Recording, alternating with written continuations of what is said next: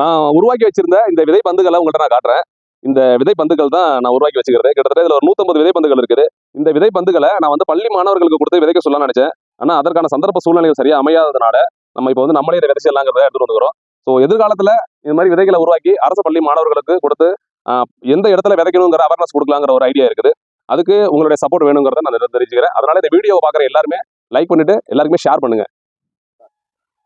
இப்போ இந்த விதைப்பந்துகள் நம்ம போட ஆரம்பிச்சிடலாம். மோஸ்ட்லி பார்த்தீங்கன்னா நம்ம ஏரி இருக்கிற பக்கத்துல தான் விதைப்பந்துகள் போடலாம்னு இருந்தோம். ஆனா இந்த இடத்துல இன்னும் மண் எடுக்கிறதுனால மண் அரிப்புனால இந்த விதை கரைச்சிக்கிட்டு போயிடும்.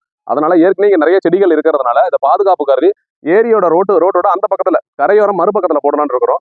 ஸோ அதை தான் இப்போ நம்ம செய்ய போறோம். இது வந்து நம்ம கிட்ட போய் போடணும்னு தேவையில்ல. இது ஒரு பால் மாதிரி இருக்கும், சின்ன கல் மாதிரி இருக்கிறதுனால நம்ம வந்து இப்படி தூக்கி போட்டாலே போதும். அது வந்து எந்த இடத்துல விழுதோ அந்த மழையினால ஈரத்துல அந்த விதைப்பந்துகள் முளைச்சிரும். நானும் இதை தனியாலாம் செய்யல. இது வந்து யூடியூப்பை பார்த்து நிறைய பேரோட ஆலோசனை பிரகாரம் தான் செஞ்சிருக்கிறேன். ஸோ அதை தான் இப்போ நம்ம செஞ்சுட்டு இருக்கிறோம். தொடர்ந்து வீடியோக்கு சப்போர்ட் பண்ணுங்க. இந்த வீடியோ, இந்த முயற்சி, இது எல்லாமே பாத்தீங்கன்னாக்கா என்னோட தனிப்பட்ட முயற்சி கிடையாது. எல்லாம் உங்களோட ஒத்துழைப்பு தான். இந்த என்னோட வீடியோ பார்த்துட்டு என்ன நேரிலும் தொலைபேசியிலும் வாட்ஸ்அப்ல கமெண்ட்ல நீங்க வந்து என்னை ஊக்குவிக்கிறதுனால தான் மேல மேல அடுத்தடுத்த கட்டத்தை நோக்கி நம்ம போறோம். இன்னைக்கு நம்ம வந்து ஒரு சமூக சேவகர், சோசியல் ஒர்க்கருங்கிற ஒரு பேரு, இந்த நானும் போராளிங்கிற ஒரு அமைப்பு, அதெல்லாம் நம்ம உருவாகிறதுக்கு காரணம் இந்த வீடியோ பார்க்குற நீங்க தான். இதுக்கு முழுக்க நீங்க தான் காரணம்.